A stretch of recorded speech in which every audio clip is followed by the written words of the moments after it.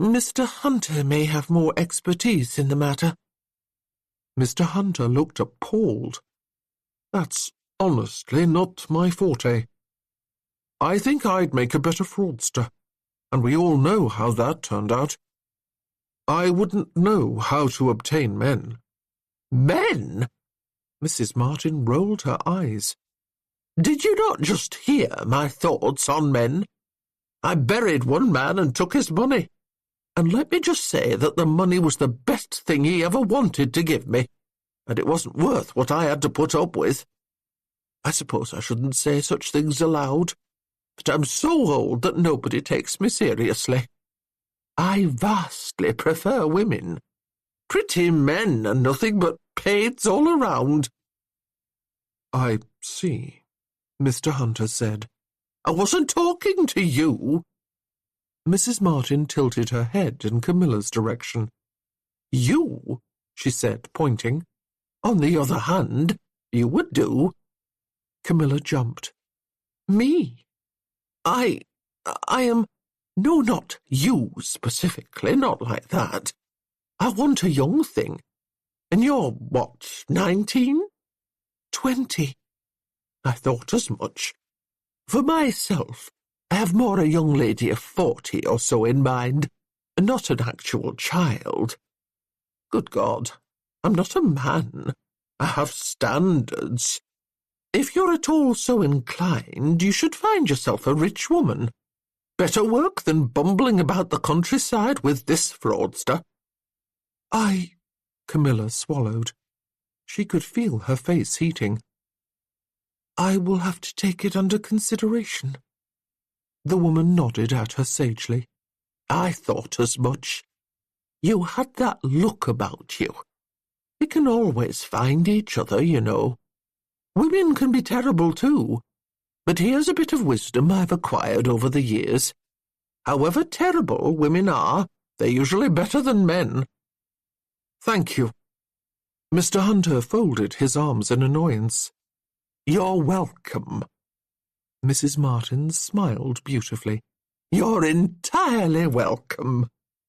Come back if you ever need to hear it again." Miss Winters shifted uncomfortably on the seat of the hired carriage on their way back to Lackwich. They had a long drive ahead of them, 11 miles passing through several towns, but she did not try to make polite conversation. She did not look at Adrian. Instead, her hands gripped the seat, knuckles white, and it could not have been the speed of travel that bothered her, as Adrian was scarcely holding the horses above a trot. It took him 5 minutes to realize that she was nervous. It took him even longer to guess why. And it took him the longest while yet to figure out what to do about it. "I shouldn't be surprised that I'm a bad liar," he finally said. She turned to look at him. Her eyebrows rose in something that could have been encouragement. He decided to take it as such. "Too trusting," he told her. "That's what my brother Grayson tells me. Maybe he's right. When we were children, he convinced me once that chocolate was made with mud." That won a tentative smile. "You didn't believe that, did you?" "I'm not that gullible." He turned to her as much as he could without losing sight of the road. Not any longer, at least. I learned my lesson. But here's the thing about being too trusting. I don't know what to look for when people are lying to me. And that means I don't know how to evaluate my own lies." "Your eyes," she told him. "They give it all away." "My eyes?" "Yes. You look up and to the right, as if you're so disgusted with yourself that you can't help but roll your eyes at your own words." He couldn't help but laugh. "I do not." "You do, you really do." "You see?" Adrian bit back a smile. "I told you that you were a tiger." "Oh, am I?" "You see, tigers are patient. Some predators, if they are discovered, give up and go on to new prey. Tigers pretend to give up, and then circle back and try again and again and again. You could have let Mrs. Martin throw us out. You saved everything. She made a face. Where are you getting these tiger facts? Did you see my eyes go up and to the right? He countered. Well, no, but... Then it's true. I don't think it works like that. But she was biting back a smile for now. They lapsed into silence once more, the only sound that of the carriage wheels rattling over rutted roads. This quiet felt slightly more comfortable than the preceding one. Still, Adrian waited another mile before speaking again. You know, Tigress, I keep expecting you to tell me that I'm not trusting enough. Why would I say such a thing? I've told you to leave matters to me twice, and twice you've had to rescue yourself from the tangle my lies made, he said simply. I should have trusted you more, not less. I will endeavour to do so in the future. She looked down. A blush painted her cheeks, small but completely crimson. Her eyes squeezed shut. Mr. Hunter, she sounded pained. I hate to be the one to bring this to your attention, but you are wrong. You should trust me less. Why? You keep talking about an annulment. Miss Winters wrapped her arms about herself. I don't know much about those. But isn't a physical examination of the woman a part of it? To see if she's... There was no Mrs. Martin present to fill in the indelicate word the moment required. Yes, Adrian said. Technically there is. If you have to put the word technically in front of the truth, Miss Winters quoted at him, you should be angrier. I'm telling you, I won't pass that examination. You do know they can't actually tell, right? She looked over at him. But some women have a hymen until they lose their virginity. Some do not. Some have theirs torn by intercourse, others don't. Sometimes tears repair themselves. Sometimes they don't. She stared at him. I'm serious, he said. You've seen me when I lie. Do I look like I'm lying to you? I told you. I served as my uncle's amanuensis for a while. He talked to a doctor about this very thing in my presence. They don't actually know if anyone's a virgin. They just guess. And if we both swear we haven't had intercourse, if we have witnesses to our character... Her face fell once more. Ah, right. In any event, he said, it won't matter. Have you been worrying about that? I've scarcely had time to worry about anything, to be honest. It's all happened so fast. She bit her lip and looked away to the passing fields.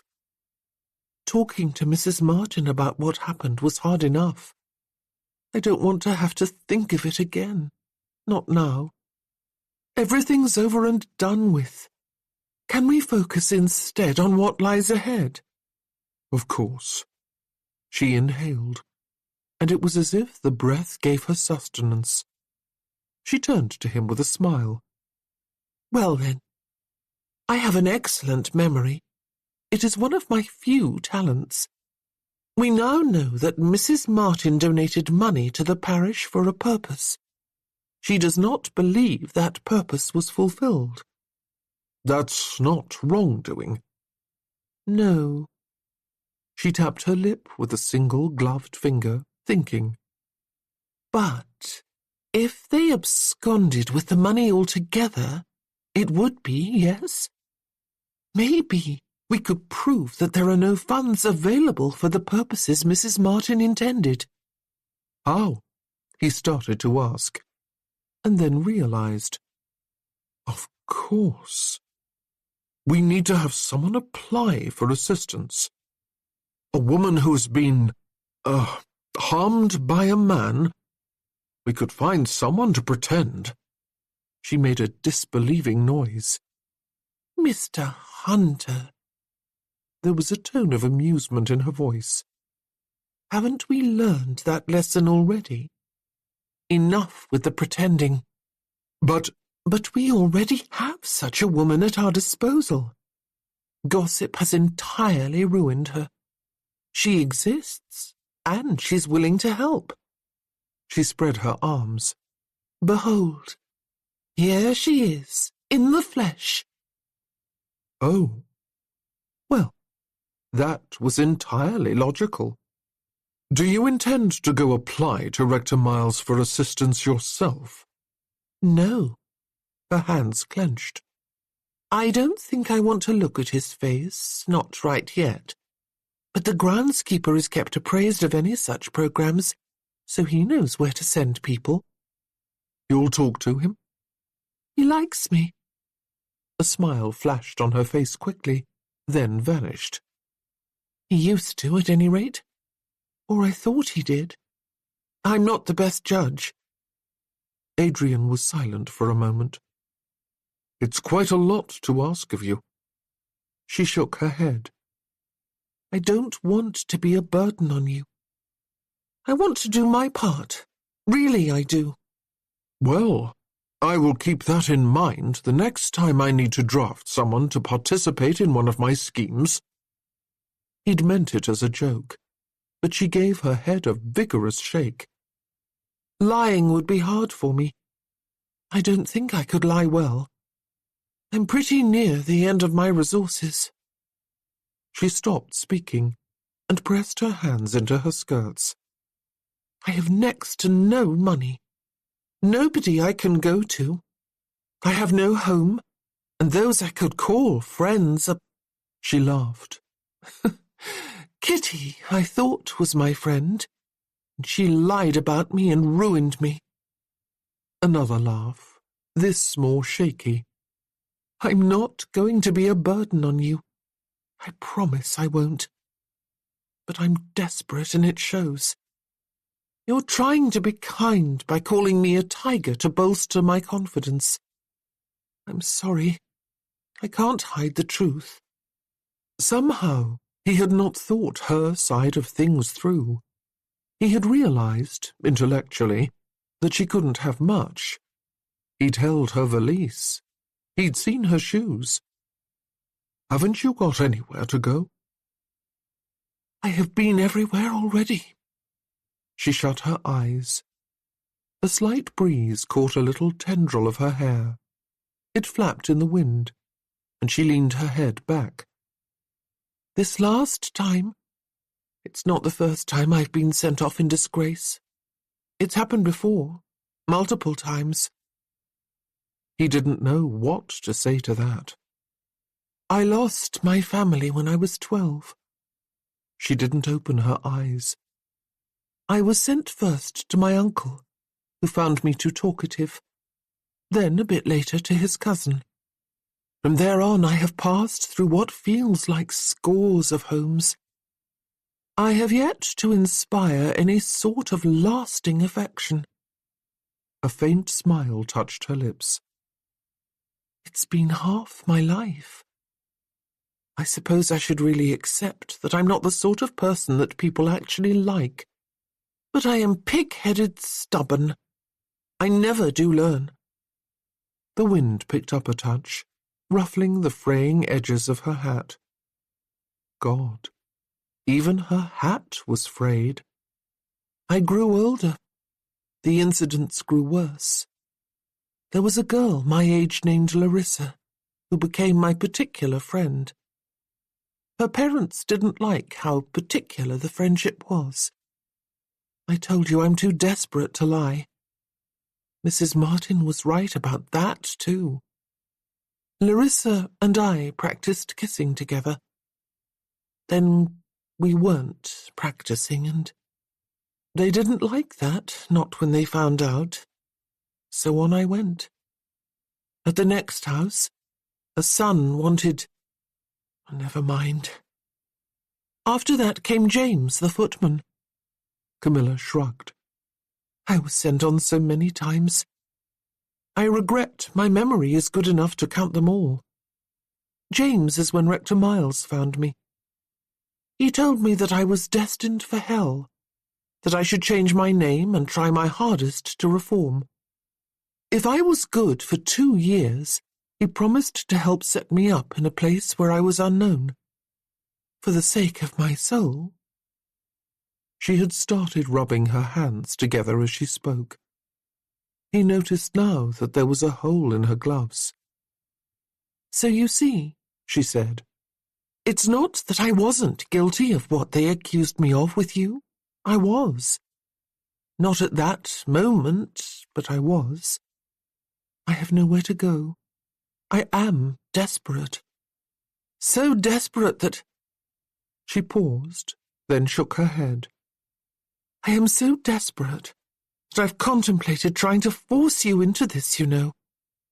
We were joined in matrimony. It would take so little for me to make an annulment impossible. And you already told me the rules. He must have made a sound, because she turned to him. I'm sorry. I don't mean to alarm you. I won't. I promise I won't. I'm naive and hopeful. And some part of me just wants someone, anyone to care that I exist. I won't. But you should know I'm desperate enough to think of it, even though I am not yet desperate enough to do it. She was trembling. She talked when she was nervous, he realized. She also talked when she was happy, but they were two different kinds of talking. You know, he said, if I were a different person, one who expected less, I would count myself lucky over the events of the last day. You wouldn't. No one would.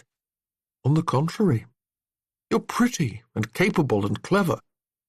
You're honest enough to tell me the truth instead of hiding it. And you undervalue yourself immensely. Enough that you seem grateful for receiving the normal human kindness that should be everyone's right. She looked over at him. Her eyes were alight with liquid hope, and he almost felt sorry for what he had to say next. If I were a different person, he said, I'd be happy to have you for a wife. But— She said the word for him, yet her eyes watched his with an almost avid hunger. But I want what my parents have, he said simply. She sighed and dropped her eyes. It sounded like a lovely story when you mentioned it earlier. It must have been something like love at first sight. Nothing like that. It took them 3 years to marry. My mother was an ardent abolitionist, and she said that she worked with my father at events for ages before she realized what was happening.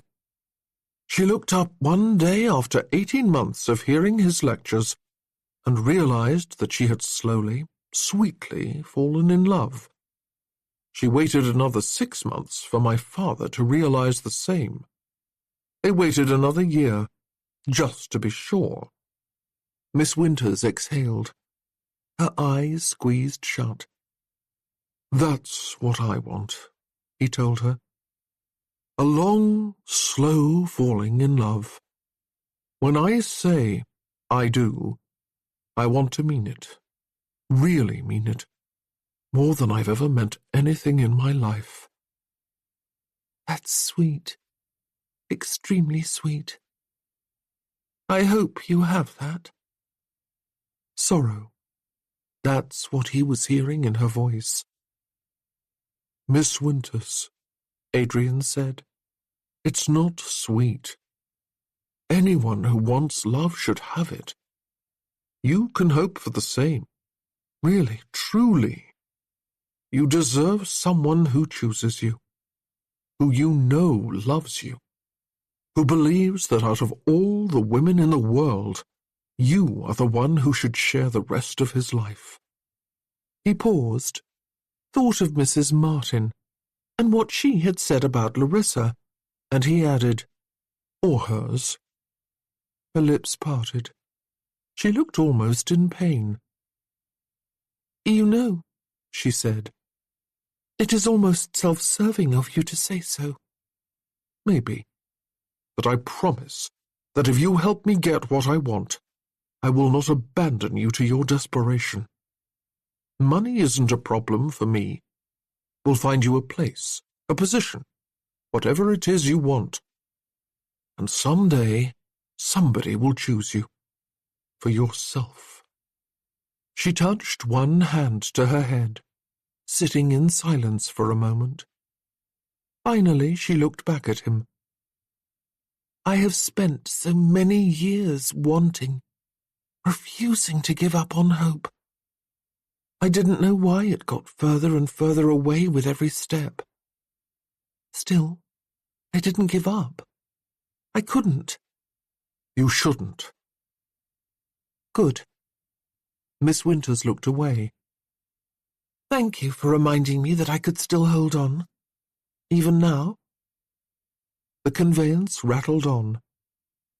You know, Adrian finally said, you're the best woman I've ever had to marry at gunpoint. Oh? Has it happened often, then? She smiled slightly. Just the once, he said. But I have a phenomenal imagination. I've considered everyone else in that household, and would you know, since I had to be locked in a bedroom and forced to marry someone, I'm glad that it was you. Just think, it could have been Bishop Lassiter himself. She laughed aloud at that. That would have made him a bigamist, he said. It's a shame. We would have had proof of his wrongdoing already. Well, she squared her shoulders. He could almost see her folding up her self-pity like so much laundry. I suppose, in lieu of such an easy solution, we'll have to do this the hard way. When shall we visit the groundskeeper? Will tomorrow do? Adrian thought of Harville, and his promise to be back for the final china design. He only had a few days before it really would be too late to put in the effort needed. Maybe he should suggest that they go tonight. It was summer, and the light was still lingering. Still, he thought of the hole in her glove, and the 6 miles they still had to traverse. He thought of her saying that she was desperate. Maybe... She made an almost incoherent noise, an unintelligible mumble, and he looked over at her. Her head tilted at an awkward angle. Her hair was spilling from its messy bun. She had fallen asleep, he realized. Tomorrow, then. Chapter 11. Camilla wasn't aware that she had fallen asleep in the carriage until she awoke with a crick in her neck and the jingle of the harness in her ears. She blinked, straightening, her eyes focusing on 3 shops, all next to each other, with a bit of park across from them. It was late afternoon. They weren't in Lackwich. They were in the town they'd passed through on their way to see Mrs. Martin. Cranfield? Something like that. Here was a greengrocer. There was a baker. And there, on the corner, stood a little shop advertising ready-to-wear clothing.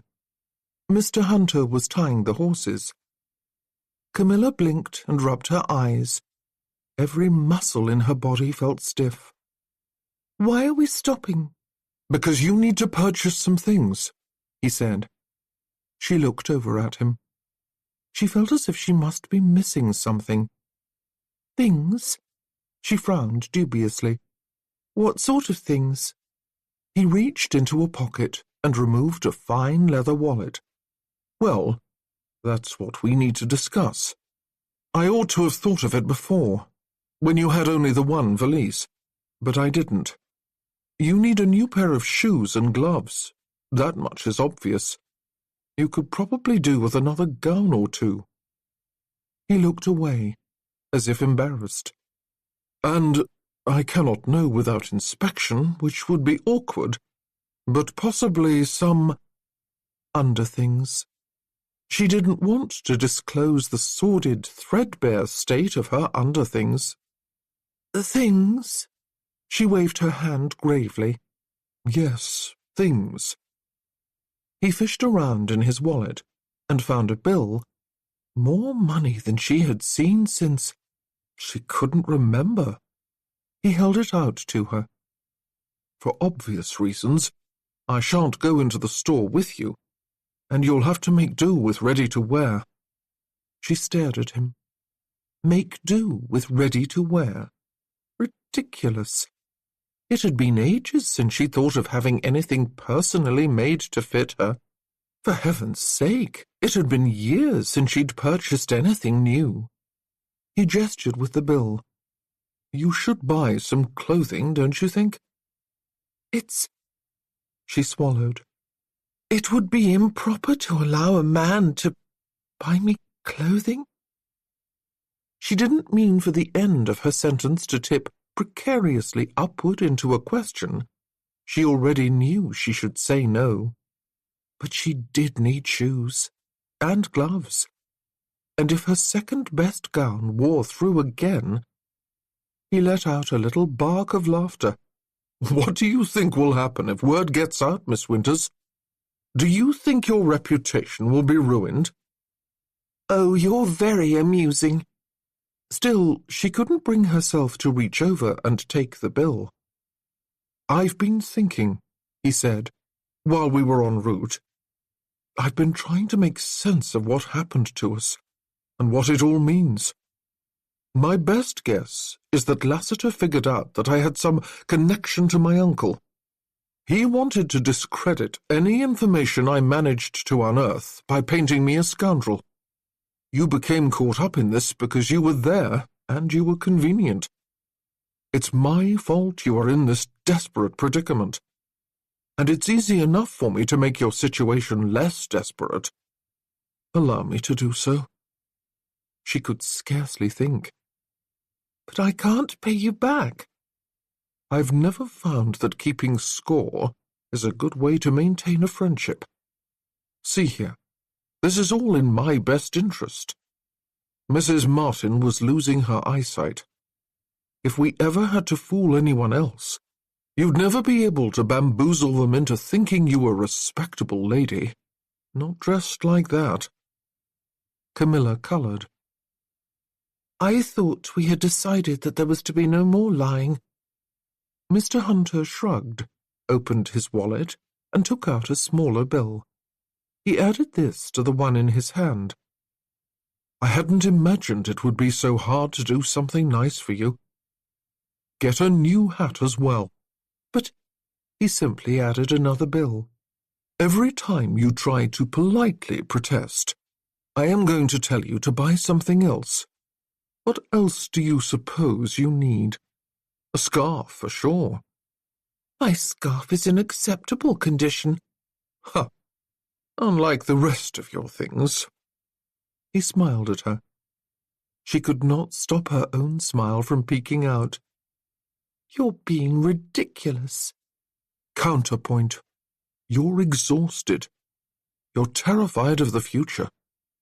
It is hard to find a respectable position when you look like you're threadbare. These are perfectly reasonable feelings on your part, and I can do something about it.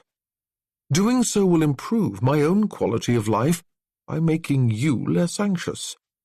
He nodded. So go. I'll be in the bookshop. It was substantially later in the afternoon when Camilla found her way back to the carriage, laden with parcels. Shifts that had not been mended 15 times over. Gowns where the print had not faded. Shoes where the seams did not leak. She'd left her family hoping for pretty gowns. It was the first time since her uncle had sent her away that she'd had anything like them. Gowns weren't love, but they were, at least, gowns. Her fingers were warm in blue knit gloves that had not been darned again and again using 3 separate shades of grey yarn. "Here," Mr. Hunter said, as she clambered into the carriage.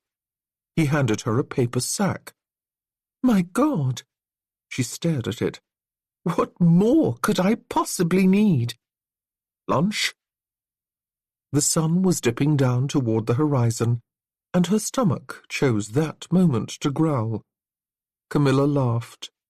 "Oh, very well." The sack contained a meat pasty. "There's a bottle of soda water at your feet," he said as he started the carriage. It took her a moment to free the cork stopper, but the water was cold and fizzy.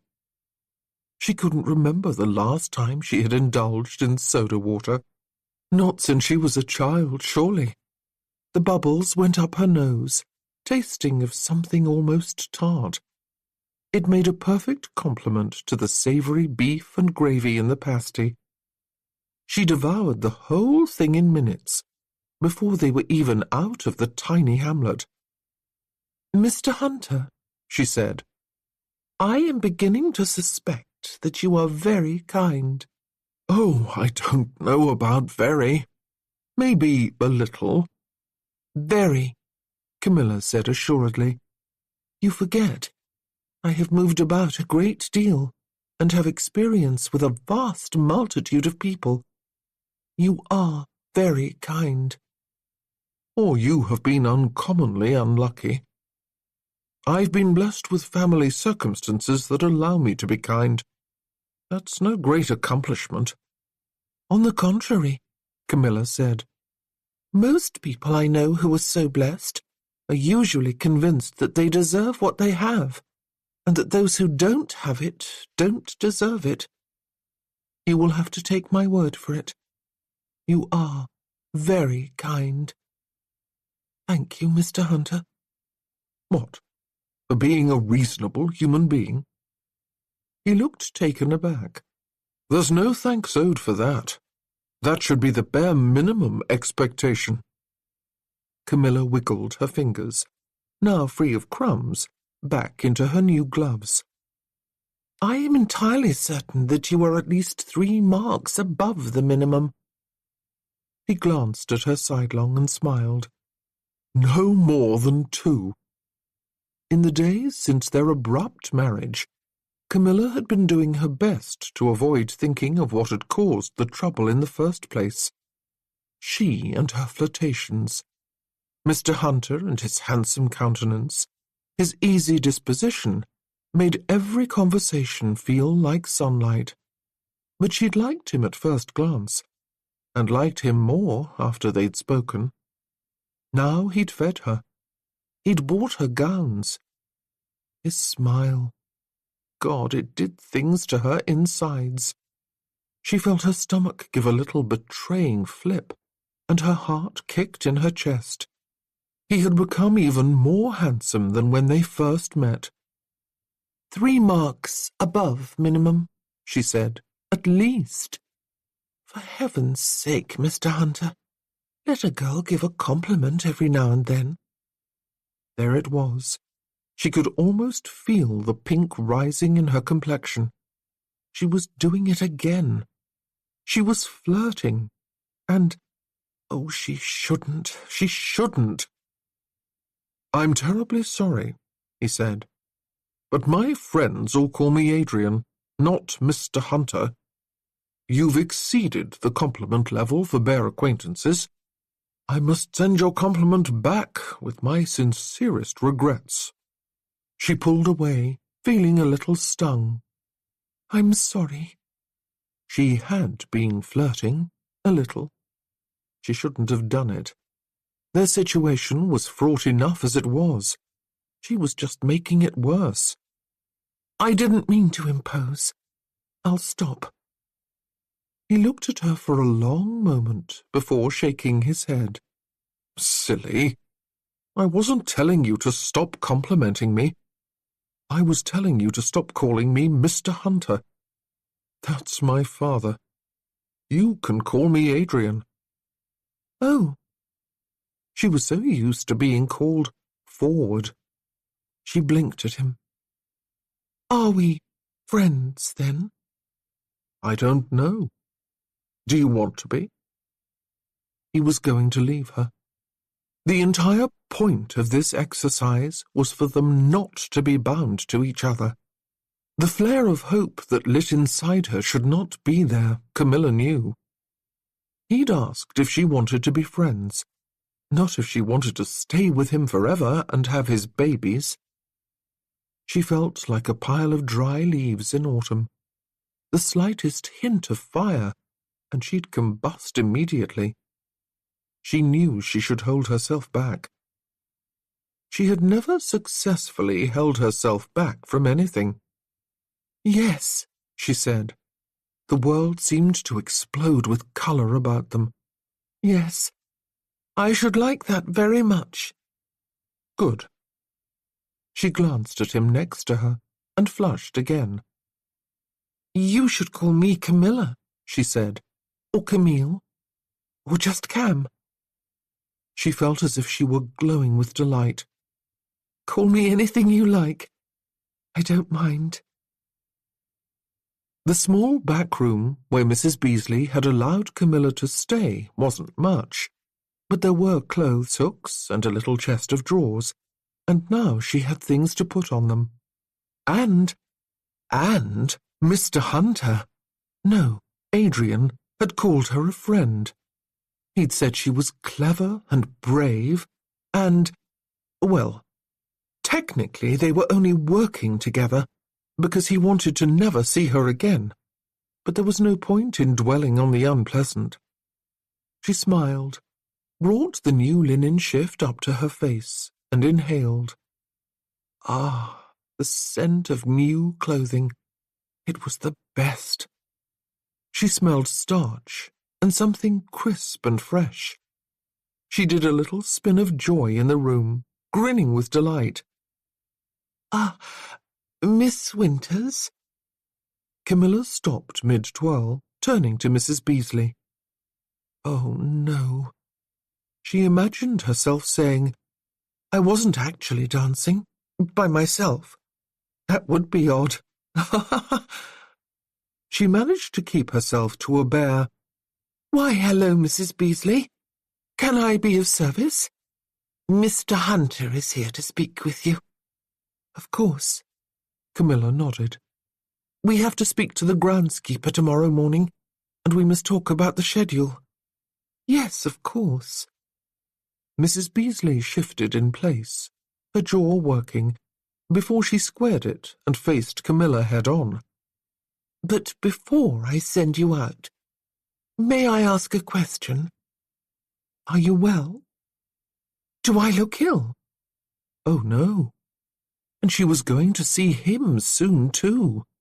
If she appeared sickly or wan. No, dear. You look physically healthy. I meant in other ways. This has been a difficult time for you, and unscrupulous people might choose to impose on you and make the time more difficult, not less. I just wanted to ask, to be certain. Oh. Camilla felt touched by her concern. Please don't worry. I am better than I have a right to be. There's no such thing. You have a right to be extremely well, you know. Mrs. Beasley gave her a half-hearted smile. Just be aware that you can tell me anything, yes? It's not difficult work, running a telegraph office, but it is troubling. I hear portions of everyone's story, and never the full thing. I pretend not to know half of what I hear. She took one of Camilla's hands and gave it a squeeze. I'm well, Camilla said. The situation is hard, but I'm well. Thank you for caring. Mrs. Beasley shook her head. The hardest part of my work is staying silent. Most of the time it's all just fodder for my amusement. But sometimes I hear, and I must sit in silence and pretend I don't notice. My biggest regrets come from that, the not asking. You will let me know if there's anything I can do? I will. Good. Mrs. Beasley gave her fingers another squeeze. Then go have your chat. Adrian had been waiting for 10 minutes in the front room before Camilla appeared. Mrs. Beasley very obviously did not close the door to give them privacy. Adrian sighed. Well, so be it. I had been thinking 11 in the morning for when you talked to the groundskeeper, Adrian said. The church is a few miles away, so I should come by at 10:30 or so to drive you out. Camilla sat in a chair across from him. She'd changed into one of her new gowns, pink stripes with yellow cuffs. The colours suited her, bright and cheery in the diffuse light from the gas lamp. Better be early, Camilla said. Mr. Graves gets hungry for his lunch around then. We want him in his best mood. 9:30? More like 8:30. Gah. Adrian felt his nose wrinkle in disgust. So early. I detest waking early. Camilla just laughed. How did you ever pretend to be a valet? Really, Adrian? She said his name almost shyly, and then glanced at him through dark lashes, as if wondering if the familiarity that he'd specifically asked for was too much. Badly, Adrian said. So badly. I was a terrible valet. She leaned forward, smiling. What do you do when you're not pretending to be a valet? Oh, he shrugged. This and that. My family has some business interests here, and I'm the one who spends the most time in England, so I see to them. I'm a little better at that than I am at being a valet. She let out a little gurgling laugh. I suspect you are. You have an air of competence about you. You had to earn it somehow. If he had thought she was putting him on or flattering him on purpose, he would have pulled back. But she said it so matter-of-factly, and with such a smile, that it made him feel a little dishonest. He thought about telling her about the china designs, but he really had almost nothing to do with them. He had excellent artists who did amazing things with almost no direction on his part, and she'd laugh at the story. But he liked the way she looked at him. He shouldn't have, but he did. Oh, Adrian said suddenly, that reminds me. I brought you a treat. It's a celebration for a successful day. Here. He reached down and found the paper bag at his feet, opening it up. I hope you like lemon tarts. They were all that was left at the bakery. She froze in place, her eyes fixing on the little pastries. Her hands flew behind her back. Oh. He felt a strange sense of disappointment. When he'd stopped in front of the bakery, he'd thought of her smile earlier when he'd bought her a meat pie. She'd had little enough reason to smile lately. That was the only reason he had wanted to see her face light up. Not because he'd enjoy looking. Nothing like that at all. Oh, he repeated sadly. You don't like lemon tarts? No, she shook her head. It's not that. I love lemon tarts. Or at least, I used to do so. Then you should have them both. She actually sat on her hands and shook her head. I'm sorry. I can't. Of course you can. Don't worry about me. I never want for lemon tarts. That smile he had hoped for did not materialize. Instead, she looked even more perturbed. It's not that.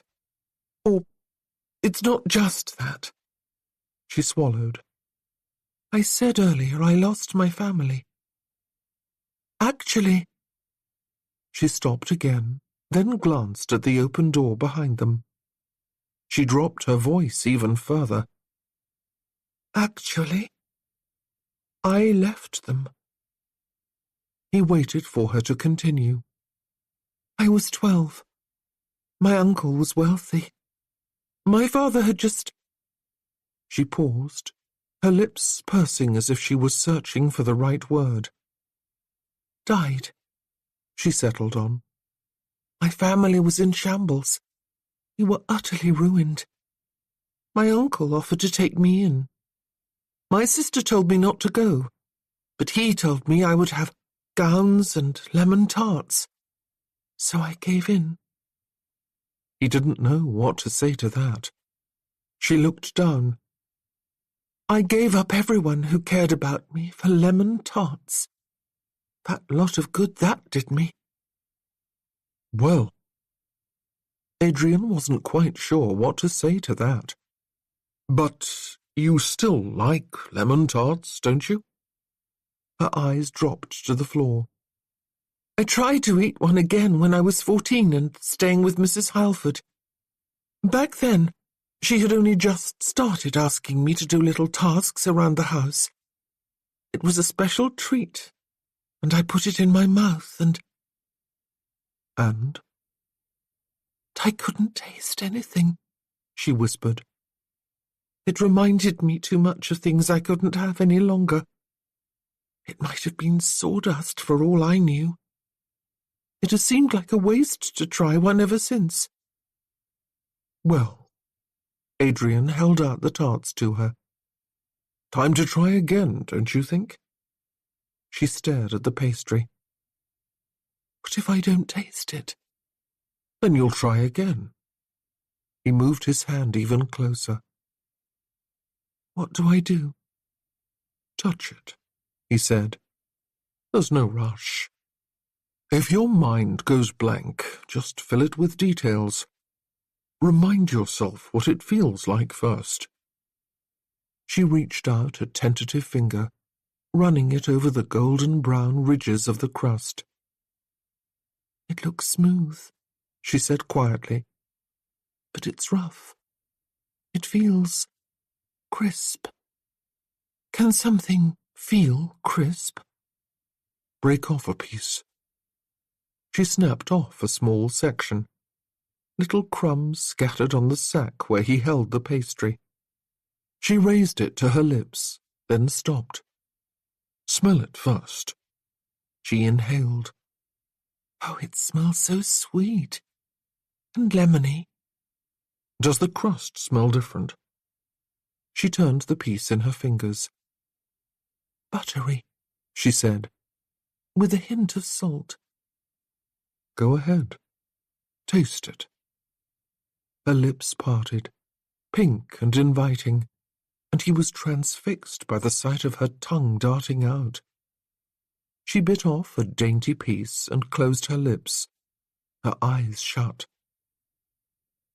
Oh! Just one syllable, somewhere between pleasure and pain. Oh! She chewed slowly. I can taste it. It's, oh, so good. The lemon is so tart, and yet so perfectly sweet. And the crust, it's rich and buttery and salty all at once. I can taste it again. She opened her eyes and looked at him. I can't believe it. Adrian, it's back. I can taste again. And there was that smile he'd seen before, brilliant, sparkling, and so utterly beautiful that he felt as if he'd been knocked back a pace. Oh, no. He had known that he liked her. He had known he thought she was pretty. He hadn't realized that he liked her. Bad idea. Very bad idea. Of course it's back. he heard himself say. "You deserve lemon tarts. All the lemon tarts that exist in the world." Her eyes shone. "No, no, that's too many lemon tarts. I will be smothered." His throat felt hoarse. "You deserve lemon tarts in reasonable quantities, then." And because he needed to remind himself, he added, "You deserve someone who chooses you. Someone who wants you for who you are. Someone who doesn't let you slip away." She just looked at him, her eyes shining. And, oh, this was not a good idea. Why had he thought making her smile was a good idea? "I promise you," Adrian said. "We'll get you everything after the lemon tarts, too. It will all be yours, just as soon as we can end this thing that entangles us." Chapter 12. "I had thought that you might be able to be of assistance." Camilla tried her best to look at the church groundskeeper with a friendly smile. The morning sun was bright, and she had been full of hope all day since she woke. The sun was golden, and it had driven off the morning mist entirely. During the drive out, green leaves had rustled on the trees. "I had heard that there were resources available for women who were in need of help, and well, you may have heard." She trailed off invitingly and gave him another hopeful smile. There was still dew on the grass, and she could feel it, cool and comfortable against her ankles. After the lemon tarts last night and the drive this morning, she'd thought she would never be unhappy again. But Mr. Graves was peering over her head as if she didn't exist. His eyes focused on a point far away from her. A disappointment, to be sure. Well, it just went to show. Not everyone would be as kind as Adrian. She'd never expected more.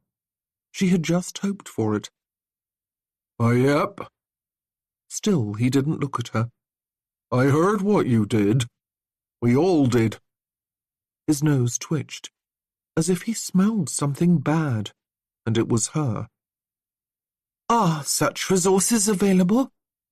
She was proud of herself for asking without a hint of a quaver in her voice. "No." He didn't look at her. "Why would there be?" I had thought. She trailed off, trying to figure out how to ask about charity without using the words, "Mrs. Martin gave money for a charity gift, and I want to know if it was used properly." "What?" Mr. Graves sounded scornful. "You thought that you didn't deserve what you got?" That started a slow, nervous fluttering in her stomach. She didn't want to think, didn't want to get distracted, as long as she didn't think of it. "Could you... I don't know. Have you asked? Is there not some sort of fund set up for women in need that one could inquire after?" "Not a chance. I have specific orders from the rector himself to make sure the likes of you move on swiftly. Don't want you being a burden on the parish, we don't." "But," she swallowed, "are those recent orders? Might something not have changed?" For the first time, he looked at her. She almost wished he hadn't. "He told me himself, in person, this morning." She couldn't back down. In this circumstance, her very helplessness made her a weapon that could be used. Camilla balled her hands and returned his gaze. "Is there perhaps some evidence that he told you that? Did he say so in writing? Or is there a circular on the matter?" She realized her mistake when his eyes flared in anger. Oh, he thought she was accusing him of deception. He took a step toward her. Begone! He was taller than her by a foot. It took all her strength not to turn tail and dash away. I didn't mean to imply you were lying. Just, it would give me some comfort to know. If there were some official pronouncement on the matter. I'm not a perambulating stack of documents, he said, and this time he did reach for his shovel. Get off! Nobody wants you. Nobody wants you here at all. No doubt he meant nothing by it. Men reached for shovels all the time. He was a groundskeeper. Shovels were a tool of his business. But for a moment, Camilla stood in frozen horror, her lungs aching inside her. Get out of here! He actually raised the shovel. In the end, she broke and ran. The walk back to the carriage, which Adrian had tied up out of sight, afforded Camilla an opportunity to calm down. Trees, she reminded herself. Trees with leaves on them. Leaves rustling in the summer wind.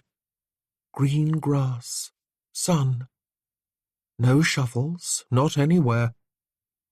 Her pulse had mostly stopped racing by the time she found him around 2 bends of the road. She felt chilled through, though, and she couldn't explain it. It was a warm day, and she had her cloak. There was no reason to be shivering. Adrian jumped down to meet her as she turned the bend in the road. And how did it go? Camilla could be calm. She wasn't the sort of woman to panic simply because a man told her no and picked up a shovel. It went well. Her voice was even. So even. She was proud of herself. Why should she feel anything? There was nothing to feel. Precisely as we had expected. I asked if there were any resources for women in my position. He told me to take myself off. Another shudder ran through her. She wrapped her arms about herself. He didn't notice her involuntary tremor. He met her by the carriage. The horses were tied, and the sun crept higher in the sky. Well, that's as we suspected. That's good. It hadn't been good. I asked if there were not recently changed circumstances. He said there were none. I asked if there were any proof of this, circulars or a letter or such like, and he— For a second, it felt as if Mr. Graves was still standing over her with the shovel. She felt his presence like a flash of cold lightning and recoiled. He told me it was rude to question him. That was the problem, Camilla realized. Mr. Graves was too closely connected to her old life, the one she'd had at Rector Miles's home. She'd learned early on that forward was the only possible direction. If she looked back, she'd yearn. She'd remember. She would think of all her carefully tended hopes and how they had come to nothing. If she looked back, she would have to face the truth. And if she faced the truth, how could she ever go on? There was her mistake just now. She'd looked back. She shouldn't have looked back. Mr. Hunter was frowning and looking upward, which meant that he hadn't noticed her mood. Good. She'd learned her lesson. She'd keep her eyes forward, her hope buoyant, unweighed down by the reality of her past. Well, he sighed, I suppose that's to be expected. It's not like they would commit to flouting the terms of the gift in print, would they? Do you think my word on the matter alone would be enough to prove it? For your uncle? He turned to look at her. No, he did not say. He did not need to say it. What we need, he said, is the rector's private records. his books of account, if we could get our hands on them. I wish—" He trailed off, his mouth twisting. "I wish you and I had formed this alliance before our current situation. You would have had access back then, and—" She couldn't think of being employed in the rector's house. That was looking back. It felt like a shovel held over her head. It felt like the resistance of a locked door. She couldn't look back. Not now. Not when she needed to hope. He tapped his fingers against his chin. "You know," he said, looking at her, "if you would be willing, do you know what you could do?" She knew what he was going to say. God, she was thinking it herself. She didn't want him to say it. She wanted it out of her mind. She wanted her past gone forever. "You could go back to the rectory," he said. "Ask Miles to give you another chance, another trial. You wouldn't have to mean it. You could make an offer he could not refuse. Less money, perhaps no money. Ask for a trial period for a week, a day even. You only need a few hours." Her chest hurt. She couldn't go back. That wasn't how this worked. It wasn't how it ever worked. Miles had locked her in a room and told her she was going to hell. He'd said her hopes were devils. If she went back to him, she'd have to tell him, believably, that he was right. And she was so close to desperate that she feared if she said the words, they'd become true. She'd stayed with him for 18 months. It had never felt terrible. Not while she was going through it. But now Adrian was here. He noticed if there were holes in her gowns, and told her that she deserved lemon tarts. Mrs. Martin had told her to care for herself. Mrs. Beasley had asked after her well-being, and told her she deserved to be happy. Camilla had not realized that Rector Miles had made her feel small and unwanted for every one of those 18 months, until she had experienced kindness again. She had to keep looking forward, not back. Be reasonable, her mind whispered. It would just be for a day, half a day. But her stomach churned. Miles had never hurt her, so why did she feel so utterly harmed by the prospect of seeing him again? Adrian looked over at her. "What did we decide about lies?" Camilla heard herself say. "True. I'm terrible at them." He gave her a warming smile. "That's why I'm sure you will come up with a far better story than I ever would, especially if we work together." She didn't want a story. She just didn't want to do it. "Camilla." He looked at her, really looked at her, this time with a searching glance that ran over her trembling hands, then travelled up the length of her arms to her tense, tight shoulders. "Is something the matter?" She opened her mouth to say that everything was lovely, fine, no problem. Nothing came out. "Camilla." He took a step toward her. "Whatever is the matter?" Nothing was the matter. Everything he was asking for was logical. All he was asking her to do was to go back into a place she could no longer bear to see, with someone who had claimed to care about her soul, but had made her desperation the object of laughter. Adrian was asking her to look back, and every time she looked back, she thought of her family. She thought of the people who had never loved her. She remembered all the hope that had never come to fruition. She didn't want to look back. Camilla drew in a deep breath, then another. Then all she could concentrate on was trying to breathe through the iron fist that gripped her chest. "Camilla." He took a step toward her. "Are you crying?" "No." She wrapped her arms around herself. "I hate crying. My eyes are just easily bothered, and it's windy out." He stopped a pace from her. "Camilla, we're in this together, remember? We are allies. We're friends. If something is the matter, you can tell me." She hadn't meant to say it. Even though he'd told her to speak, she hadn't meant to really do it. But when her mouth opened to say once more that nothing was the matter, something else came out.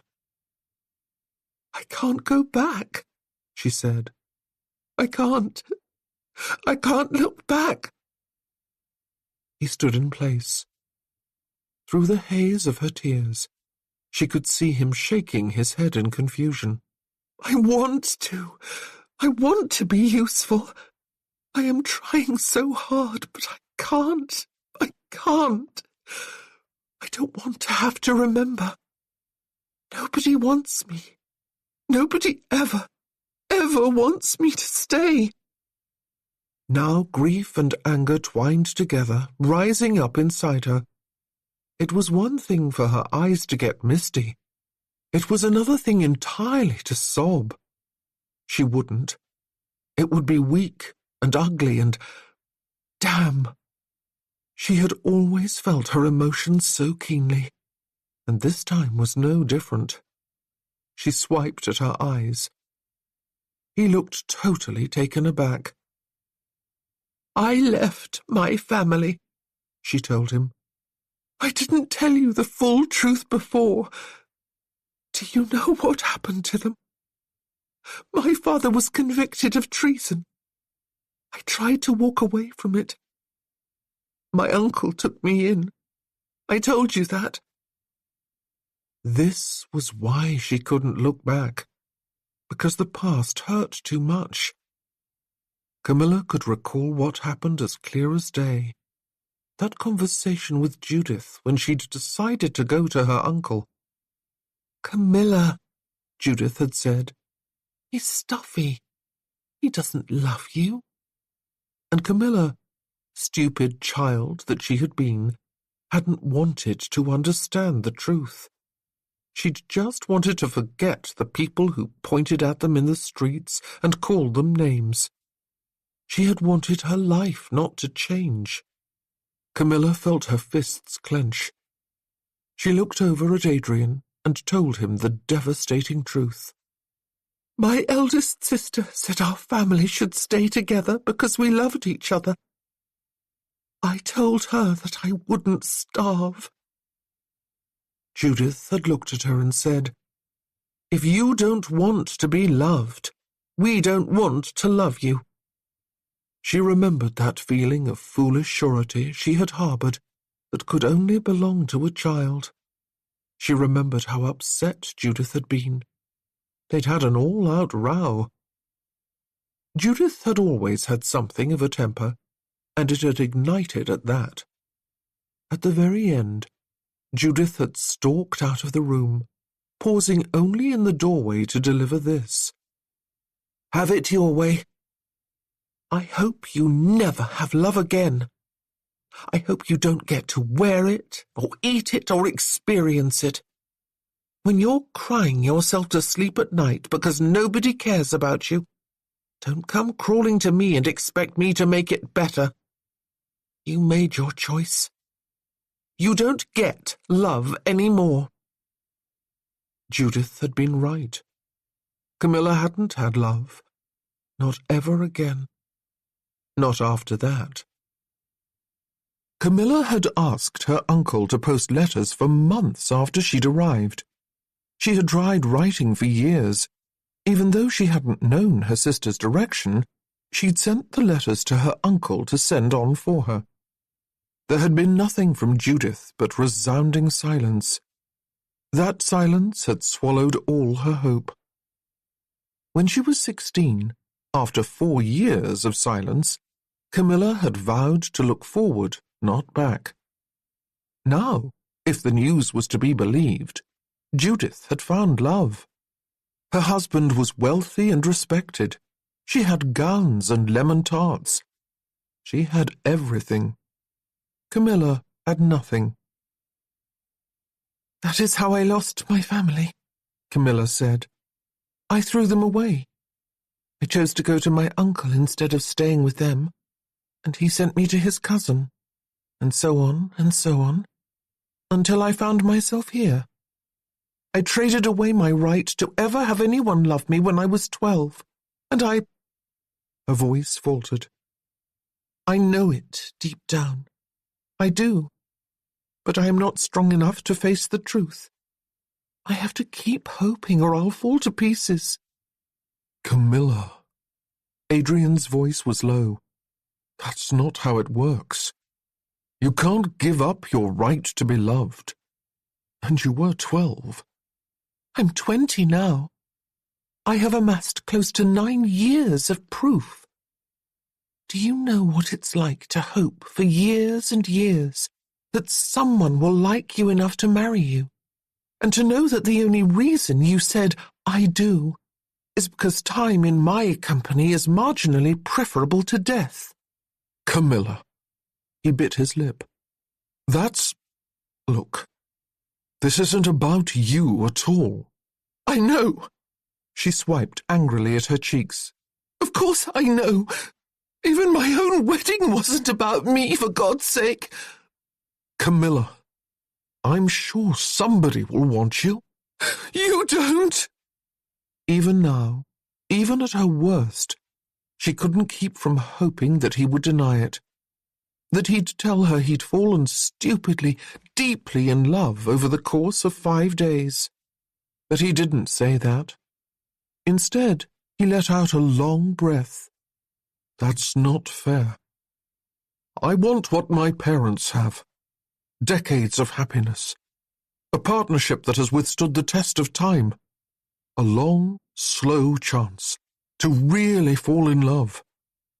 I am not going to apologize to you because I want that for myself." Of course. Camilla's sobs had progressed to the ugly stage of hiccuping. "And I will apologize for being as weak as I am. I just have to keep hoping." There was a long pause. He took another step toward her and set his hand on her shoulder. There was nothing importuning about it, just comfort given in small measure. "Come," he said quietly. "There you are, little tiger." "Tigers are strong. I am not a tiger." "Tigers never stop hoping," he said. "Hope is not weak. It takes courage to hope and hope and hope when nothing comes out right. It takes strength to continue to believe that this time everything will come out right when it's always gone wrong before. You are not weak." He was going to break her, giving her just this much kindness, and not one iota more. "See here," he said, and the hand he had on her shoulder gave her an awkward pat. "I can't know what it's like, but I can tell you this. You deserve to be loved. You have always known it. That is why you keep hoping. But look at you, little tiger. You look on the bright side of things most of the time, if not always. You rarely complain. You are willing to work hard to achieve a result. You have an excellent memory. You're witty and charming and pretty. You deserve more than someone who has been tied to you by the caprices of fate." She shook her head. Her heart felt so stupidly empty and so ridiculously full all at the same time. "I promise you," he whispered into her hair, "it's not impossible. Someday somebody is going to adore you for how wonderful you are." He put one arm around her. It wasn't an embrace. It was a gesture of comfort. She knew it for precisely that, and still she couldn't help but feel her heart beat just a little faster. "You deserve that," he whispered in her ear. "You deserve to truly fall in love and to be loved in return. You deserve to be worshipped for the person you are, and not just tolerated for existing. It had never happened yet. If she looked back at everything that had ever happened to her, she'd conclude from all available evidence that love would never find her at all, not in any way, not in any form. Her heart was too fragile to take that crushing a blow. So Camilla did what she had done a dozen or more times over the course of her life. She looked forward and pushed the darkness of her past back into hiding. She let herself hope through the twinge of her bruises and the sting of her tears. She let herself believe, despite all the evidence, someone would love her. Just because it had never happened yet didn't mean it wouldn't. Hope stung like an old ache, but it was better than the alternative. "There," Adrian said, one arm still around her. There. That's better. You're feeling better, aren't you?" Camilla sniffled and opened her eyes. Her forehead rested against the skin of his neck. He smelled clean and bright, full of promise. She pulled away an inch. She had thought he was handsome when first she met him. Here he was, telling her that she deserved to have her long-held wish granted, telling her that she was pretty and charming and, oh God, he had ceased to be merely handsome. It felt like the darkness of her mood lifted when she looked at him, like every sunbeam in the sky reflected off his skin. He must have mistaken the shy smile she gave him, because he nodded and smiled back at her. "There we are," he said softly. "That's not a fake smile, is it?" Oh, no. She wasn't feeling better. Her hands felt clammy. Her whole body prickled with the awareness of his proximity. "Maybe I can do it," she said slowly. "Maybe I can go back if you want me to." He looked off over her shoulder, as if seeing something she could not, and then nodded once. "No." He sighed. "My uncle asked me to pose as valet. I didn't want to, but never mind my reasons. He shouldn't have asked me. Not after I said no the first time. And look what happened. I'm not going to be him. You said no. That should be enough. We just need a different plan, that's all. He should be yelling at her, calling her a stupid girl. Anything but kindness." Camilla was horribly susceptible to kindness, and every inch of her soul was responding to him in silent entreaty. "This affects the rest of our lives," he pronounced. "We don't need to fix it in 5 minutes." He sighed, then shrugged. "Or even, I suppose, in 5 days. She exhaled. He was almost talking to himself now.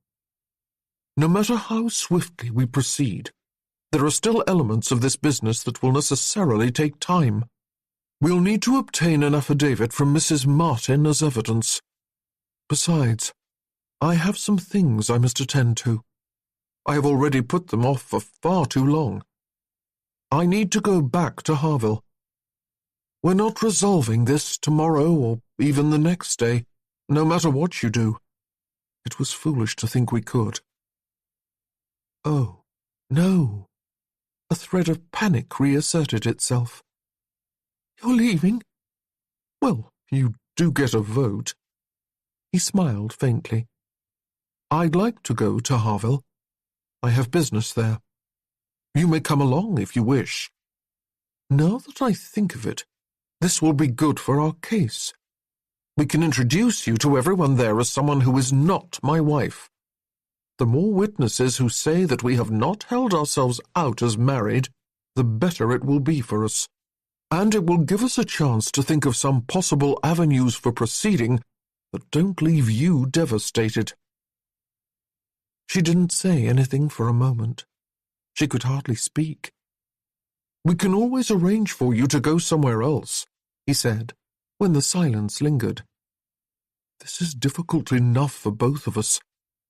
I understand if you don't want to spend more time in my vicinity." It was an all too familiar feeling. Camilla, fool that she was, recognized the emotion that flared in her chest far too well. She'd always wanted to get love, and so she gave it too easily. At the proverbial drop of a hat, she could almost laugh at herself. For God's sake, Camilla! He hadn't even needed to drop his.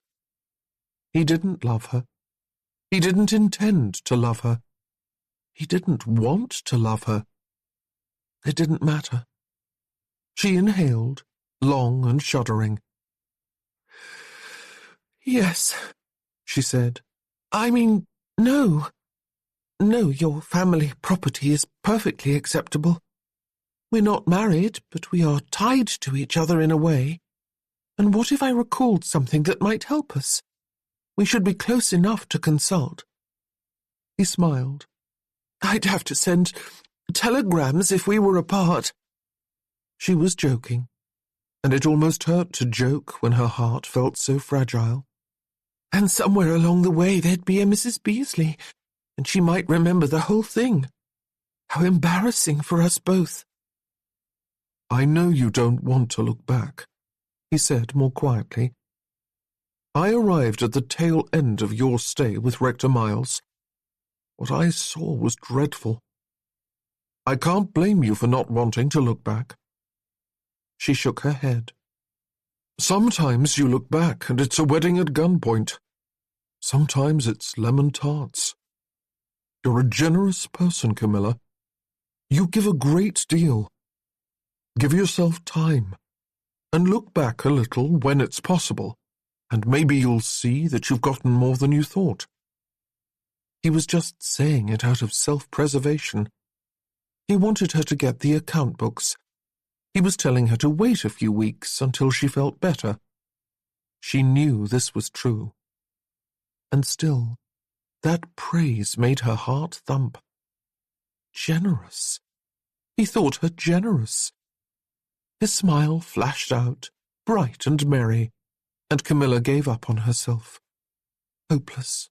She was utterly hopeless. She had fallen in love before, and it always hurt. This would be no different. She'd come through worse. She'd survived the loss of her father, her brothers, her sisters. Her sisters. She had mentioned her family twice, but hadn't told him who her sisters were. She'd changed her name so she wouldn't embarrass them.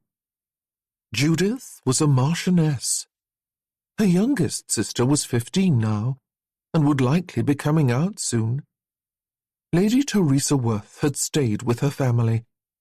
She was getting all the guns, all the love that Camilla had not had. And Camilla loved the sister she hadn't seen, the sister she could not let herself look back on, enough that she would leave her to those gowns and never disturb that. If Camilla could survive not knowing the woman her sister had grown into, she could survive anything. She could even survive Adrian Hunter.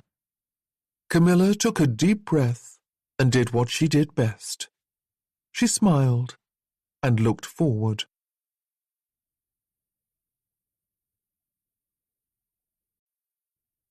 Chapter 13. Lady Teresa Worth was not the sort of young lady who left anything to chance.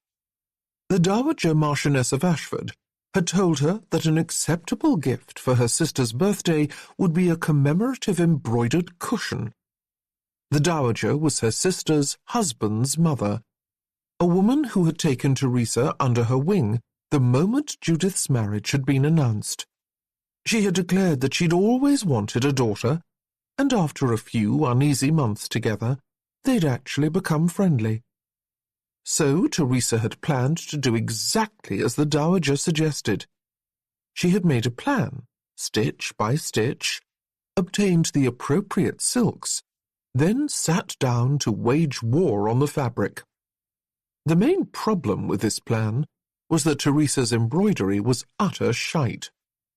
She'd given herself a full 3 months to produce something within the bounds of acceptability, something that her oldest sister could put on, say, a divan in a rarely used room, instead of quietly sending up to the attic, or burning it to stay warm in the winter. Alas, after 2 months, Teresa stared down at her current attempt, try 9, and the lopsided things that were supposed to represent the ravens of the Ashford crest. Instead of sleek, feathered things, Teresa had managed to produce something that looked more like a withered, blackened cauliflower, or maybe a diseased octopus. A shame, she liked octopodes. She imagined herself presenting this cushion to her sister. "What are these?" Judith would ask, her lip quirking in dismay. "Oh, just some rotting vegetables," Teresa would reply. "My love for you is like a field of rotting vegetables. Like rot, my love grows to encompass the entire crop. It's rather hard on the vegetables, but if you would just look at it from the rot's point of view—" That explanation would go over so well. The other idea that the Dowager Marchioness had come up with was that Teresa could compose a poem. Perhaps Teresa could combine the two. At least she'd get a laugh. She glared out the glass window. "Teresa?" Teresa turned at the sound. Her younger brother, Benedict, stood in the doorway. She raised a single eyebrow, set her cushion of rotted splendor aside, and folded her arms, waiting for her brother to realize his mistake. His legs came together. He straightened. His hand rose in a salute. "My pardon, Your Excellency. General Worth, I mean. I beg a moment of your attention." Teresa considered whether she should punish her brother. On the one hand, insubordination needed to be extracted from the root. Besides, nobody told Benedict that he had to produce a cushion or a verse for his sister's birthday. He was a boy. He was allowed to do all sorts of non-labor-intensive things, like purchasing flowers as a gift on the morning of Judith's birthday. On the other hand, thus far, nobody in her family had noticed that she had dragooned her younger brother into her own private army, and Teresa intended to keep it that way. Today she could be magnanimous. "Proceed, Corporal Benedict." "You promised we would deal with my little problem." Benedict's little problem was not so little. Over a year ago, he'd refused to return to Eton.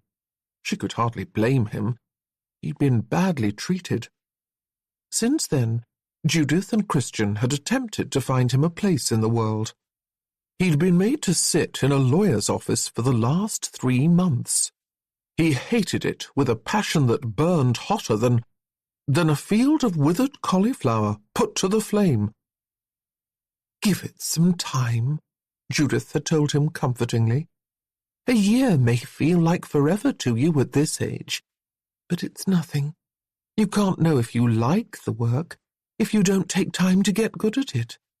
"You'll grow into it," Christian had promised Benedict. "You like talking with people and being right. You should love the practice of law." Teresa, who knew her brother far better than either Judith or Christian, had promised to come up with a plan to free her brother from the tyranny of the law office, which, admittedly, was not so tyrannical, as the man was incredibly kind to Benedict, and his wife brought him biscuits. But all professions that one did not wish to have were a tyranny. "I've been thinking about the matter." Teresa slid her embroidery underneath a cushion. "What you need is to show an aptitude for some other profession. They'll never agree to pull you from this law thing, if you haven't provided an alternative. Yes, but I don't know an alternative. I do, Teresa said. This was probably not a lie. She technically didn't have an alternative in mind at the moment the words came out of her mouth. She was just certain that by the time she finished speaking, she would have figured one out. Excellent. What is it? Let us come at it another way, Teresa said. What were your thoughts on Judith's birthday present? Flowers, Benedict said glumly. Ask yourself, does Judith really want flowers? Well, no, Teresa decided. She does not, any more than she wants terribly embroidered cushions depicting the last century's worst farming tragedies. She'll appreciate them because they come from us, but she doesn't want them. True. Teresa folded her arms and tried to look like a wiser, older sister. She was 15 to Benedict's 14. It shouldn't be hard. Let us ask ourselves this. What does Judith want? What does she really want? What an excellent question.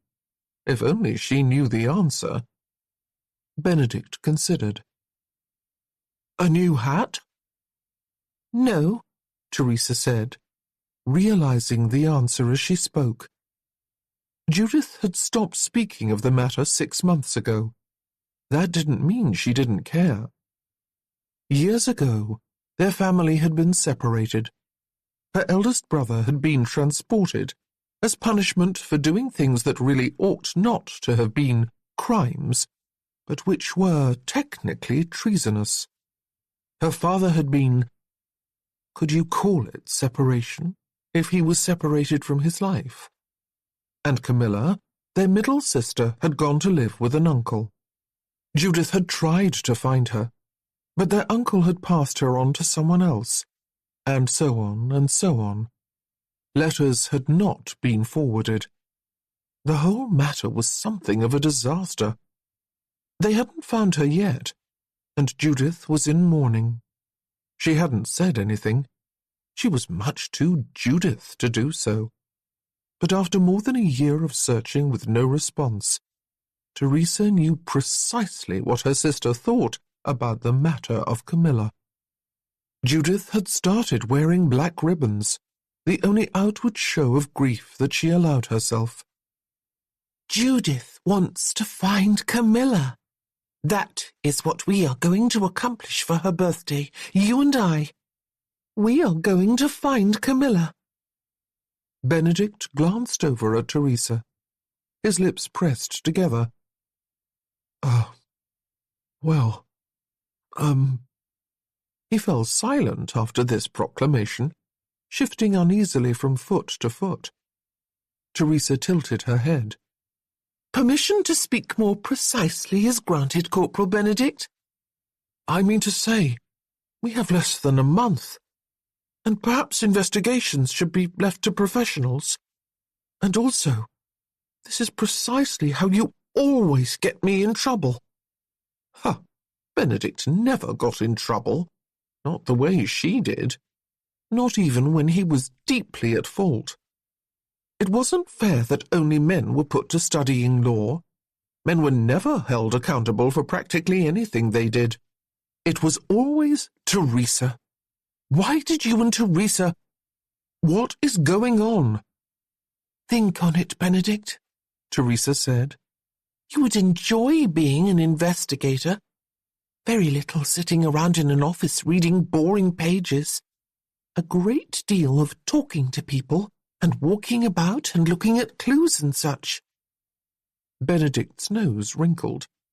Besides, who better to find Camilla than family? Nobody knows her the way we do. I was 5 when she left, Benedict offered. I don't remember her at all. Teresa had been 6, and she scarcely remembered Camilla either, but there was no point in admitting to a weakness. Dream large, or don't dream at all, Teresa said with a toss of her head. Besides, think of what it would mean to Judith. Nothing means more to her than family. Finding Anthony is not an option. She wasn't going to think of Anthony. Neither of us remember Camilla the way Judith does. We were both too young. But I can understand the pain of losing a well-loved sister. I lost a sister I loved once. Your sister was not real, Benedict put in. You invented her when you were 3. She did not exist. Insubordination, Teresa snapped. What is experience and memory, if not a product of the mind? The fact that my sister may have been imaginary does not make her loss any less painful. Benedict just stared at her. In fact, it makes it 100 times worse for me than Judith, Teresa tossed off. At least her sister might someday be recovered. Mine is lost forever. Benedict let out a sigh and sat on the divan. I'm guessing you have a plan. However did you know? He didn't say anything. Instead, he reached his hand under the cushion where she'd stashed her misadventure in embroidery. He withdrew it and squinted at her scene. Let's assume Camilla is alive, Teresa said. It may not be true, but it would be a horrid present if she's dead.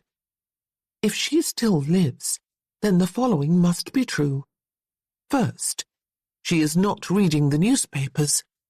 If she were, she would have seen one of the advertisements Judith and Christian have taken out. Benedict nodded. Also, she cannot be using her maiden name, or someone else would have seen the advertisements and sent word in. Perhaps she is married. Good. Teresa grinned at her brother. You are good at this. He flushed in pleasure. That would make her difficult to find. How do you reach the unreachable, General Worth? Teresa couldn't remember precisely when she'd made her younger brother into her personal private army, or how she'd become general of it. But it helped to have someone relying on her, someone who didn't judge her for her terrible embroidery. If she'd been left to her own devices, she wouldn't have felt any need to deliver. But the sheer pressure of being called General Worth made her think that she had something to offer. She was going to... Yes, she had it. Or at least she knew where to start. Teresa met her brother's eyes. As it turns out, she said, I have an idea about that. Well, Adrian said, as the barouche pulled up in front of a 2-story building. The sun was hanging low on the horizon, lighting the windows in orange. We're here. The family country cottage. It had only been this morning when Camilla met with the groundskeeper. In the intervening hours, they'd changed trains twice before arriving at the station in Bristol. They'd been met there by a Mr. Singh, an Indian gentleman who had greeted Adrian with a handshake and brought him out to the waiting conveyance. The weather had been fine enough that the top had been left down. Adrian had taken the seat closest to the driver, leaving Camilla to face forward. They'd wound their way out of Bristol proper into the countryside. Her whole body ached. She'd been swaying back and forth all day. She was glad to have arrived. Still, "Cottage," Camilla said weakly, looking at the edifice that stood before her. The word cottage made her think of a cosy little space, maybe 3 rooms large. Not this monstrosity of grey stones and thatched roofs set on acres of land. Not so far off, a blue thread of a river wound down and about. A more modern building stood near the banks, all red brick with chimneys pointing to the sky. A faint clatter could be heard, even from here. Right, Adrian told her. "That's the China Works. The whistle should be sounding soon for the end of the day, and then it will quiet down a bit. My family owns it. I do some work there sometimes." Beside him, Mr. Singh, his hands full of luggage, made a little noise of protest.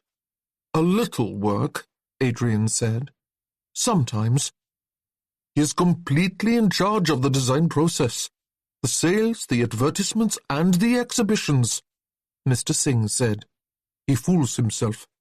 Don't let him fool you." Camilla cast Adrian an inquiring glance. "The property's been in the family for almost a century." Camilla wasn't entirely sure what to say to that.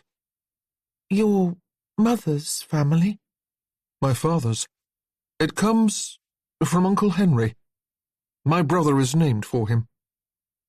"I thought your brother's name was Grayson." Adrian's smile froze.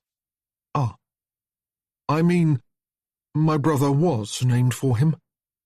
Henry passed away. Not Uncle Henry. He's really great-great-Uncle Henry, and technically not an uncle, but an uncle." "I see." She didn't. Adrian turned away from her. "Enough of my family. The China Works was built maybe 30 years ago by my uncles John and Henry. They really started the family enterprise." "The family being you and your brother and—" "Far more complicated than that. It starts with John and Henry. Henry was my great-great-uncle John's business partner. He inherited this land from his aunt. They had thought first to sell it off, but—" He trailed off. "But you don't need to hear my family history, do you?" She wanted to hear it all. She could listen to him speak for hours. But she was trying not to betray her stupid, stupid heart. Camilla just smiled. "Don't worry. Tell me all you wish." "I will. First things first. This is Mrs. Singh. She and her husband keep the cottage." The woman who had come out to greet them took a step forward, waving her hand. She was heavy and blonde, and she smiled brightly. "Mr. Hunter, we're so glad you returned. Was your business successful? Mr. Alabi has been ranting about your absence for weeks." "Mr. Alabi is an artist," Adrian said in an aside to Camilla. "He is very much an artist. Outsized personality and all. Don't let him fool you." "So is our Adrian," Mrs. Singh said, and Camilla felt dizzy when Adrian ducked his head almost shyly. How had she not known that about him? How had she not known any of this? "Mrs. Singh, this is Camilla Winters. I am sorry to have to condense so much history into so little space, but—" Adrian glanced at Camilla, and she gave him a nod to proceed. "To make a very long story short, I was doing Bishop Denmore a favour. Things went awry, and Camilla and I were forced to marry one another at gunpoint." Camilla winced at this bare recital of the last week, but Adrian sounded positively cheery. "She's had quite a time of it. We're not married. Neither of us consented, and we are in the process of perfecting a petition to have that marriage annulled. I would count it a particular favour if you could take care of Miss Camilla for me, Mrs. Singh." "And what does Captain Hunter think of that?" "Nothing," Adrian said with a grimace. "Please, God, let him not be aware of any of this at all. Is Mr. Alabi in the study?" "Yes, and he's been waiting for you." "Then I'd better see him." Confident, she thought, watching him stride away. That's what he was. He was confident in a way she'd not yet seen him be. It was as if the moment he set foot on his own territory, with his own people, he grew an extra inch. She watched him go almost wistfully. If only she had that sort of confidence. "Come, miss," Mrs. Singh was saying. "you've been travelling. You'll want to wash and have something to eat, won't you? Camilla couldn't quite place her accent. Nothing English.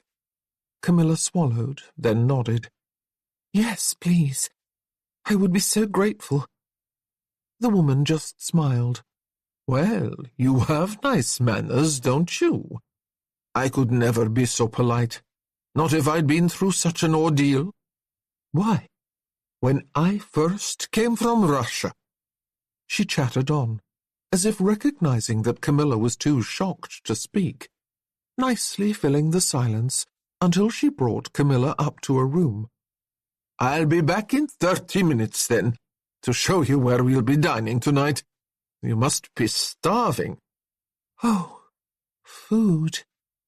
Camilla smiled wistfully at the thought. I will love you forever, she promised. The door shut.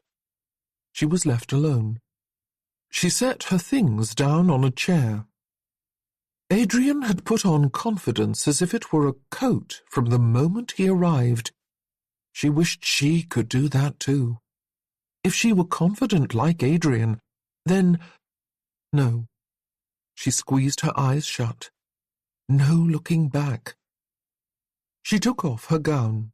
It was dusty from travel. There was a basin and a washcloth. The water slowly turned brown as she rinsed her face. She had stayed in dozens of rooms over the years, some for months, some for weeks. This was another room just like those. It was larger, though, more room for her hopes. Every time she had moved, she had let herself love, reaching out despite every one of her last failures, yearning for connections with grandmothers, daughters, women who could have been her sisters, men. Look forward, Camilla thought.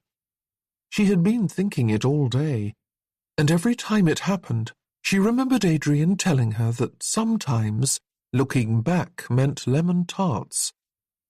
Camilla was exhausted. She had been weary since she spoke to Mr. Graves that morning. Look forward, she thought, trying to banish the image. But Adrian had been right. She'd been running headlong into the future for so long that she felt off balance. She'd yearned and yearned and yearned, and she'd never looked back. But if she didn't learn now, once Adrian left her, she couldn't allow herself to remember him. Not his smile, not his kindness. She'd have to leave behind all memory of a time when she was happy. She didn't want that. Camilla knew herself well enough to know that the love she felt now was the love she always gave, easily earned, tossed at anyone who paid her attention. It didn't mean anything that she yearned for him. It was just Camilla being Camilla. It didn't mean anything that she liked him. It meant everything that he liked her. Camilla drew in a deep breath. She opened her valise, and there, sitting on top, was that half-scarf she never had finished and her crochet hook. For a second, she thought of the time when she'd learned to crochet. Adrian was right. She would have to look back. But not today. It didn't need to be today. She set aside the crochet hook and found one of her new gowns instead. It was serviceable, made of thick cloth, and it fit her as well as could be expected for ready-made clothing.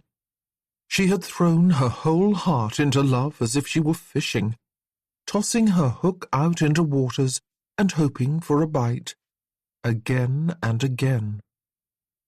After the storm of this morning, she felt almost calm. She was contemplating the day, lacing up a clean gown, when there was a knock on the door. "Ready?" Mrs. Singh's tones were muted through the door. She was ready. In the dining room, a sideboard contained a feast. Roast chicken, and turnips, and greens, and oranges. How long had it been since Camilla had an orange? "We don't stand much on ceremony," Mrs. Singh told her. "I hope you don't mind." Fix yourself a plate. Of course I don't mind. Good. I've given up on these two lunks. These two lunks were Adrian and another man. They sat at the table, engrossed in the work before them. The table was filled with dozens of papers, each decorated with patterns. Some were colourful, vibrant reds and golds and greens in stripes on one square, vermilion chevrons on another. Next to those was an interlocking design of green and pink cranes. Gentlemen, Mrs. Singh spoke loudly. Dinner is served. The men looked up. Adrian blinked. His eyes focused on Camilla. He looked back at the table, then at Mrs. Singh. Oh! He blinked again, then shook his head. Oh! The time! I had not noticed it at all. My apologies. He pushed a few squares to the side, making scant room. We didn't mean to take up the whole table. We just didn't notice. Oh! Mrs. Singh rolled her eyes affectionately. To be sure. Before I forget, Adrian gestured at the man to his right. Like Adrian, the other man was black. His skin was darker than Adrian's, a rich, deep brown. He looked up at Camilla, then over at Adrian. His lip quirked up. Could have been worse, he remarked. Camilla had no idea what that meant. Adrian apparently did. He made a face, but pretended nothing had happened. Camilla, this is Mr. Alabi. He's our lead artist. Pleased to meet you, she said. The plates set out for dinner were a riotous mix of mismatched colour.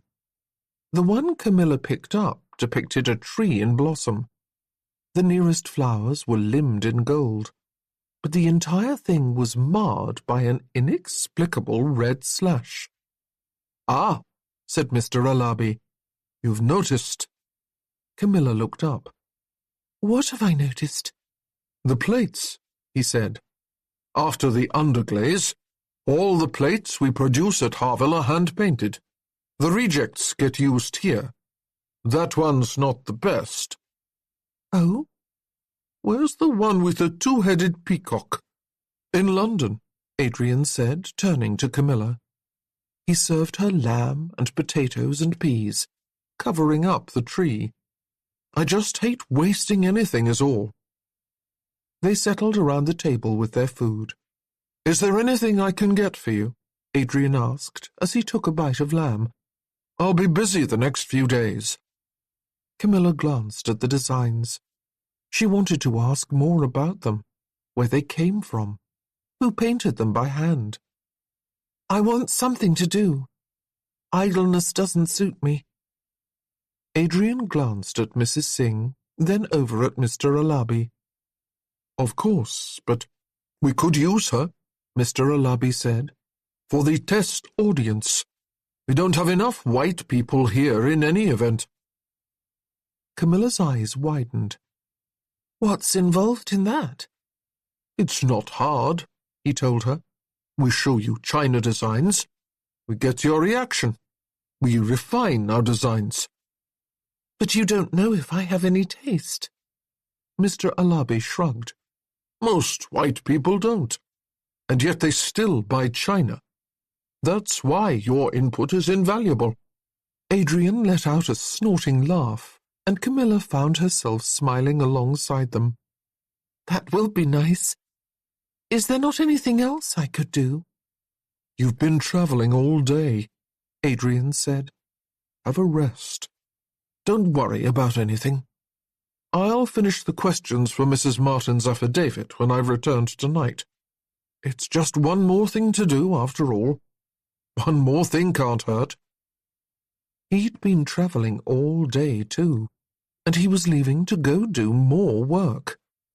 Once he was finished, he'd do more work still. But she started to protest, and then realized that demanding that he help her figure out how to spend her time would only be more of a burden. She subsided. But I hope you have a productive time, she told him. Best of luck. Chapter 14. It felt only natural to assist Mrs. Singh in clearing the table. If the woman thought anything of it, she didn't say, but she accepted the help, and afterward the two of them made tea. It sounds, Mrs. Singh finally said, as she drew 2 chairs close to the small table, that you've had quite the time of it recently. Camilla shut her eyes. God, a week ago she had not suspected what awaited her. You could say that, she shrugged. I try not to complain. Well, that makes you one of a kind. Oh, I want to complain sometimes. I have just never found it to do any good. Then you aren't doing it right, Mrs. Singh said briskly. You need a sympathetic ear and a real conversation. Sometimes the only way to find the route forward is to grumble about all the paths that have closed. Camilla looked up at the woman. That lift of hope she felt was familiar. Too familiar. For a second, a warm little fantasy filled her heart. They would talk, share secrets, become friends. Mrs. Singh sighed. It will be hard for you here, then, she said. I'll warn you, when it comes to Adrian, we are all more than a little protective. This world is a hard place, and for most people it hardens them, or it breaks them, or it rots them. She shook her head. Adrian, however, he has always been kind to me. Kind, Mrs. Singh sighed. Yes, that's him. Kind to a fault. I surely don't know where he gets it, because it's not as if nothing bad has ever happened to him. Camilla could listen to Adrian being discussed for hours. She made a sympathetic noise and leaned forward. There was that eternally wretched business with his uncle. His middle 3 brothers were killed in the American conflict. I've been with him in London, and I've watched what men say to him. It takes a certain gentleness of spirit to not be all scars after that. Mrs. Singh looked off. Gentleness of spirit. Camilla let these words wash over her. You know, Mrs. Singh said, he took over here first when he was 15. Harville, well, for historical reasons, the China Works here has offered employment to every sort of person, regardless of race.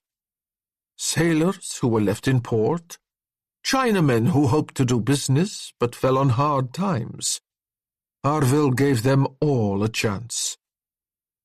That sounds very hospitable. Mrs. Singh's lip curled up. It does, doesn't it? In reality, when Adrian arrived, the community was divided 5 ways. Nobody took him seriously. He was a 15-year-old boy, and his family owned the place. It should have been a disaster. But he didn't issue orders. He didn't take charge. He didn't tell us all what to do. He just listened. And then, somehow, she shrugged. I can't quite explain it myself. There are some people who are popular because they tell you you're allowed to be the worst version of yourself. And then there's Adrian. He makes you want to be your best. Yes, Mrs. Singh shrugged. And when you aren't, he makes you want to be better without telling you how you failed. As I said, we are very protective of him. By the time Adrian arrived, the meeting was in full swing, which was to say, the artists were all arguing, as usual. Tea stood on a sideboard. He made himself a cup and listened. I know you are capable of delicacy of principle, Mrs. Song was saying, but here, look at this abysmal glut of color. No spareness of design, no sense of balance. There must be room to breathe in art. I would honestly rather gouge my own eyes out with a pitchfork than look at what you've done. Well, Mr. Alabi shot back, we can't all design perfectly white plates with dots on them, can we? It is a bear cub, not a dot. Beside them, Mr. Namdak chuckled. The two artists froze as one, turned to him and frowned. What are you laughing about? Yes, really, Mrs. Song put in, one hand drifting to her hip. What are those things you've rendered? Are they stars? Are they flowers? Are they fish? Are they cat paws? Actually, they're stylized representations of... Stylized? Mrs. Song made a face. You call that style? When Adrian had been 15, and newly alone in England, he had tried to do his part by taking over his father's work at Harville Industries. You have a good eye, his father had said, and we have excellent artists. Just pick the design that is most eye-catching. He had walked into a room of adults arguing, yelling at each other about whose work was better. Back then, the artist picked to design that year's china would receive a bonus. The others would stew and vow vengeance for the next season. Adrian really hadn't intended to change everything. It had just happened. By the time the war was over, the damage had been done. Which was to say, Harville Industries had tripled its yearly profits. The system of choosing one artist's designs had been tossed like so much rubbish, and for some inexplicable reason, the men and women he worked with treated Adrian like an equal, even though he couldn't even draw. Thank God you're here, Mr. Namdak said, rolling his eyes. We've been at this for weeks. We're desperate for you. One of these days you will all realize I don't do anything at all, and you'll be rid of me entirely. You do own the company, Mr. Alabi muttered. Well, my family does at any rate. They only listened to him because they had to. If it weren't for that, you'd not rely on me for anything. Mr. Alabi rolled his eyes. I know what I am good at. I have a better eye for color than any man on this planet. More humility, too. Mrs. Song snickered into a fist. I can't do what you do. True, Mrs. Song said. Only you can change Mr. Alabi's designs and make him think it's his idea. How many times must I tell you? You can't change the design. It's telling a story. Adrian, tell her. A story nobody will understand. That was Mr. Namdak. All the better. It's about us. All of us here in Harville. Wanderers dispersed far from homes that no longer exist. Coming together, forming new friendships. It's messy. Mrs. Song shook her head. I'm trying to compliment you, you fool. He stopped, glanced at Adrian and cleared his throat. You fine woman. So what is Mrs. Song in your story?